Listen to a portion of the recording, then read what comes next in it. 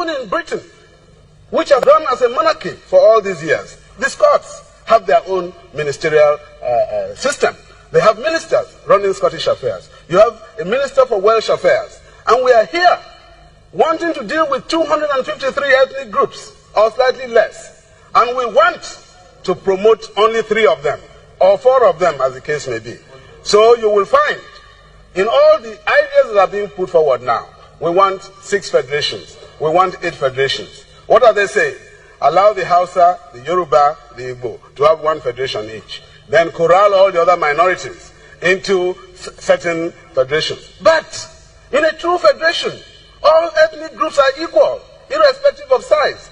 If you talk of democracy, democracy is about that equality. And if you don't practice it, you are not a Democrat. So, my advice, if we want to keep this country together, we must not accept simplistic solutions. This is a very complex country. If you look at what I want as an Ogoni, carefully, if you look at what the Shekiri want, carefully, if you look at what the Hausa want, carefully, we may be able to save the situation. But if you take simplistic solutions, we are running into a lot of trouble. That is why the regions failed before. And 3 regions failed, 4 regions failed, now people are talking of 6 regions. 20 years after that failure. I submit that it is wrong. I have an idea what we can do. We must seek a formula.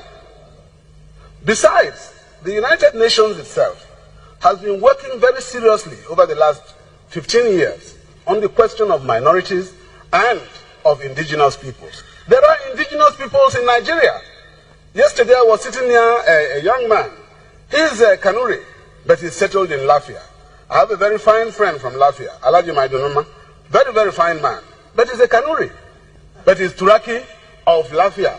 Lafia belongs to the Ninzam people. What are the Ninzam people supposed to do? Are they supposed to like it?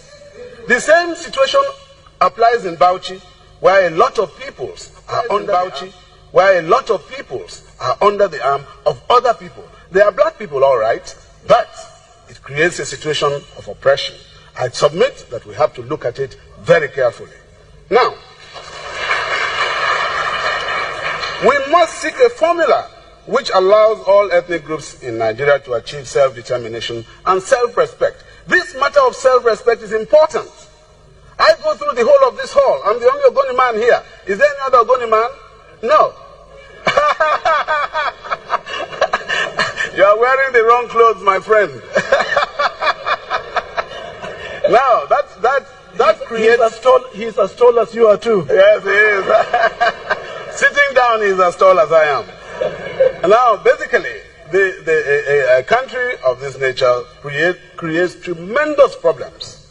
For some people who never hear their language on radio, on television, and when they go into offices, they don't see anybody who can relate to them. And government today is a question of information. If you have information, you can do well. Business is a matter of information. Now, all these peoples are deprived of these rights. I speak for them, and I say that they have a right to exist. It's even worse when you provide all the resources, and then somebody comes along and uses specious arguments and deprives you of them and tells you are in one country. What assurance do I have? What assurance do we have that tomorrow the powerful among us will not just say, look, we don't want anything to do with Nigeria anymore. And they will actually walk away, and we can't stop them. But when we, the small people, want to go away, then they will come and say, look, we have the army. We will get together, and we will show you Pepe. No, sir, I don't accept it.